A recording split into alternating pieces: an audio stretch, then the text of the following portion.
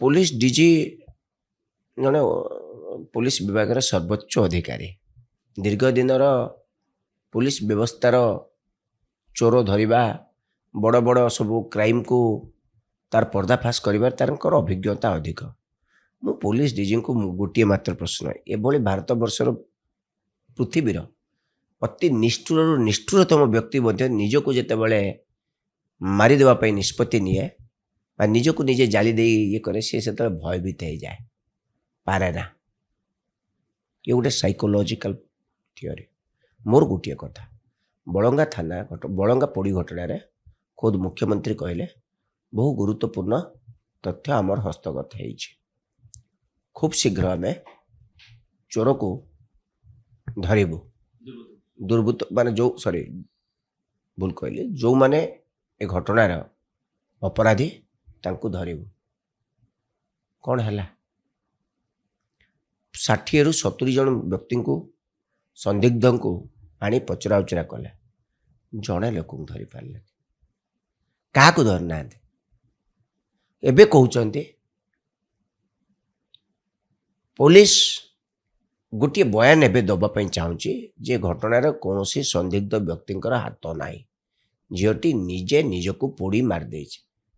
आपण पूरा तार प्रथम थर रेकर्ड स्टेटमेंट कर बयान से बयान रे पूरा कही मते 3 जन लोक 2टी मोटरसाइकेल आसते मो नाक कौन गोटे सुंघे देले मो अचेत हो गले मत टेकी नहीं मो चेता पड़ा बेलू मो देह निआ लगी मु दौड़ी ता प्रति कौन है चेता शून्य अवस्था से जानी तार जेहेतु जो अंशरू जानिबा कथा पेट तलू सब नष्ट हो जाइए पड़ जाइए रेकर्ड्स ना ता प्रति दुष्कर्म होइछि न होइछि या एबे कहि हेबो नाही किंतु ताकू पोड़ी देइछि किए यदि सी चेता शून्य होइतिला निया लागी गई तार ये ता चेता फेरी आछि से दौड़ी प्राथमिक अवस्थार लोके जहाँ कहले सी निजे कहला निजे जड़ी जाउथिबा लोकटी प्राथमिक तार जो प्राइमरी स्टेटमेंट देला सेटा कोन भूल।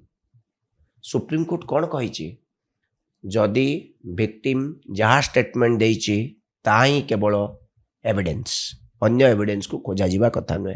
डीजी एक कथा भूली गले केमती बालेश्वर घटना को चपई देवाई आउ एक ये घटना को हुए तो ये घटनाटा को से घटनारू नजर हटाइवाई ओडावासी ये घटना रचा जाई पारे।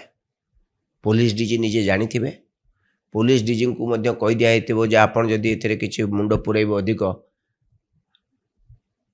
सरकार आपन को त्राही त्राही आपन को छाड़बनी। तेणु कौ भय कहा किए दौची कौथि ये सब घटना घटुची यह बेस भल भाव बुझा पड़ुची। डीजी एते असहाय हो पड़ती शेष बारंबार मिछ कह पड़ू बारंबार खाली सी नुहे सारा पुलिस प्रशासन कहते लोकंर पुलिस उपर भरोसा तुटी गला।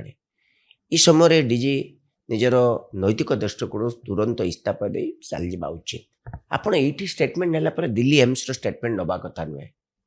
आप बारंबार गोटे सीरियस पेसेंट ने 50% बर्न केस रे तार आप 3 थर स्टेटमेंट नौचते वही कौन ए रहीगला कि माने चेंजेस एते बड़ पुलिस ऑफिसर एते दिन अभिज्ञता आपन भली अलाउ केमती कले।